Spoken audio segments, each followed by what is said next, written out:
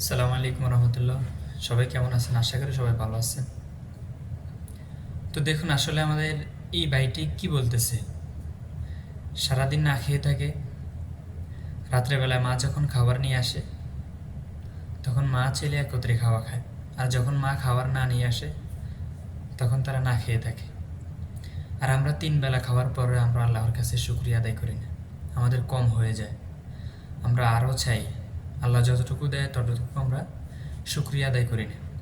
তো দেখুন, এই ভাইটি কি বলতেছে, অবশ্যই আপনার কাছে ভালো লাগতে পারে, খারাপ লাগতে পারে, কমেন্টে জানাবেন কিন্তু।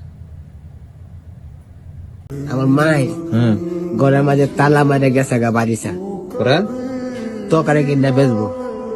তরকারি লাইতে নান দেয় দিনে তো ভাত না দেয়। পরে কে রে? আমি লাইতে ভাত খাই, 3.5 না খাই করি। আচ্ছা খাইস না? রবারে কইছিলাম, কেউ করে না। দুধ তারা দেয়, পরে বাগায় দেয়। একটা দোয়ানে গেছি করি ভাই, তোকে ভাত খাবো সাহায্য করবে জান দেয় আমার ভাত। তোর দিছে না? আমি হাল বলছি। তোর খাইস না?